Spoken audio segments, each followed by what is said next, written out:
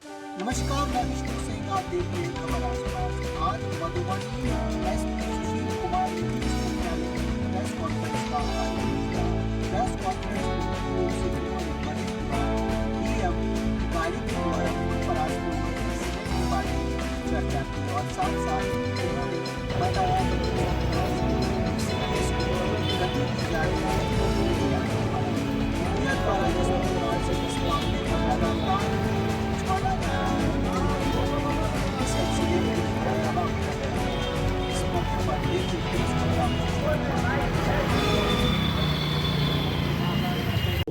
Phulparas NH57 पे पुरवारी toll के पास जो DM मधेपुरा की गाड़ी से एक्सीडेंट हुआ था, उसके बारे में आज एक PC हम लोगों ने बुलाया है, क्योंकि हम लोग देख रहे थे, हम लोगों ने देखा है कि कुछ मीडिया जो है लगातार इसमें भ्रामक तथ्य प्रिंट कर रहे हैं और पब्लिश कर रहे हैं।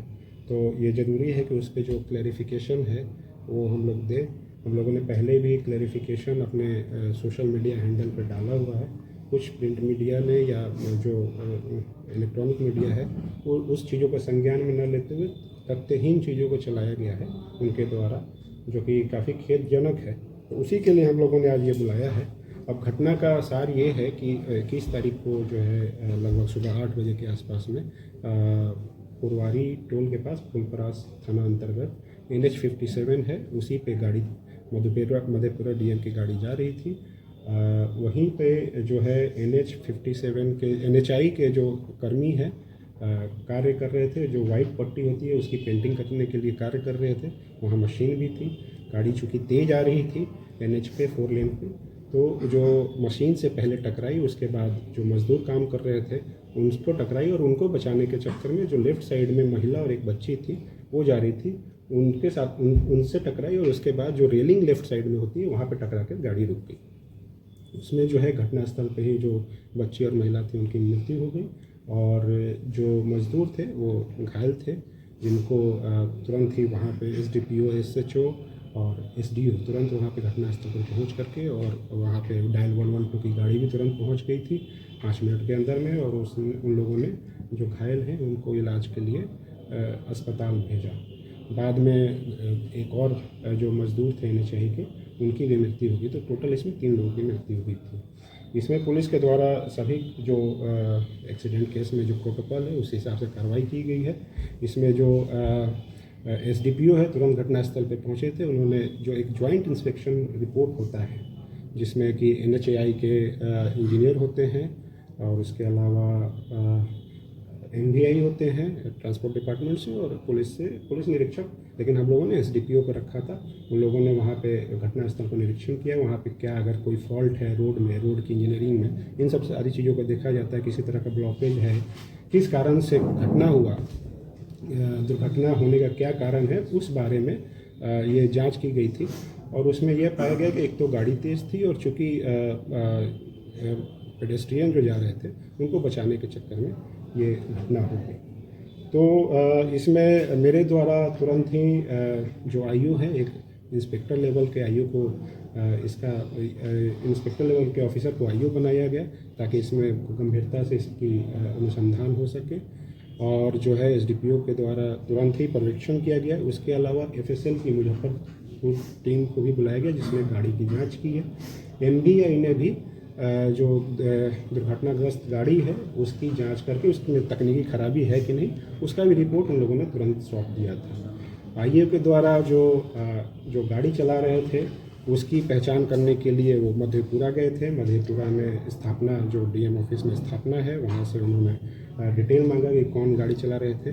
जो डिटेल मिल गया DM ऑफिस से, स्थापना ऑफिस से, तो वहाँ से फिर उन्होंने IU ने जो है जो ड्राइवर है उसको वहाँ पे 41A के तहत CRPC 41A के तहत नोटिस इशू किया। और ताकि वो उसमें नोटिस में ये होता है कि जो अभियुक्त होते हैं वो थाना पे अपीयर होके और अब चूँकि अनुसंधान में सहयोग करते हैं तो उस पर हम लोग आगे की कार्रवाई करते हैं उनके हिसाब से।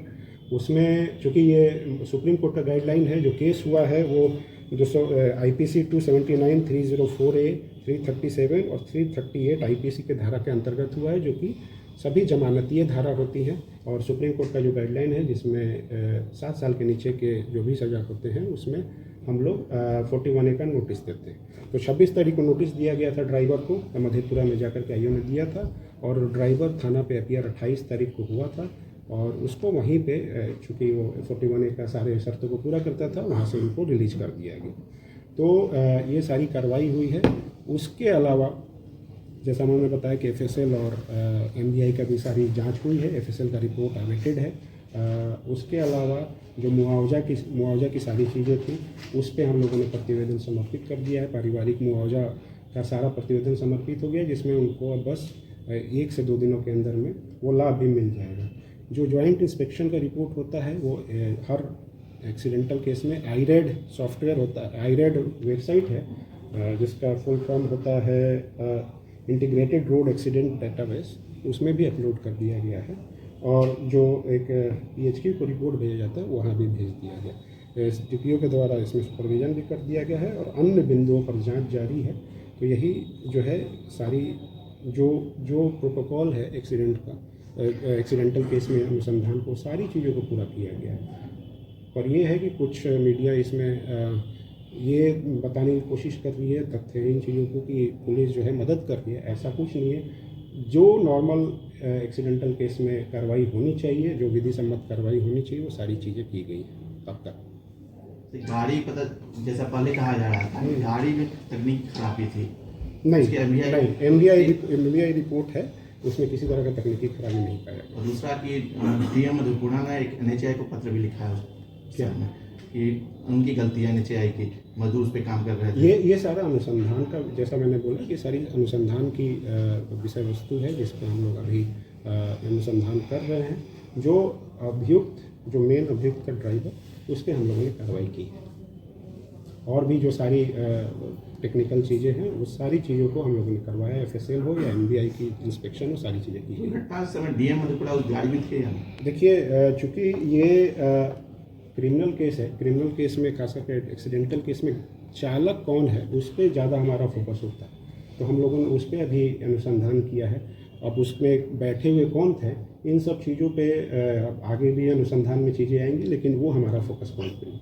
सर, अन्य मामलों में जैसे गिरफ्तारी हो जाती है ड्राइवर की, नहीं, इस मामले में नहीं, अभी आपको गलत सूचना है। अन्य मामलों में भी तुरंत वहीं पे थाना से ही बेल दिया जाता है, क्योंकि इसके अंदर जो है ये जमानतीय धारा लगता है, 2 साल की सज़ा होती है एक्सीडेंटल केस में, और उसमें तुरंत वहीं बेल जमानत दे दिया जाता है। चूँकि सुप्रीम कोर्ट का गाइडलाइन है कि 7 साल से नीचे की जो सज़ा के केसेस होते हैं उस पर आपको पहले 41A का नोटिस सर्व करना होता है। अगर वो उसको वायलेट करता है तो आप गिरफ्तारी कर सकते हैं।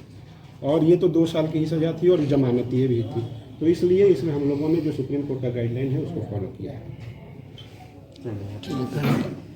उम्मीद करता हूँ इस तरह की खबरें आप लाइक करेंगे, शेयर करेंगे, कमेंट करेंगे। इस तरह की खबरें हम लगातार अपने चैनल खबर आसपास में आपको दिखाते रहती है। इस तरह की अन्य खबरों के साथ फिर मिलते हैं अगले वीडियो में। तब तक के लिए इजाज़त। देखते रहे खबर आसपास। जय हिंद, जय भारत, जय हिंद।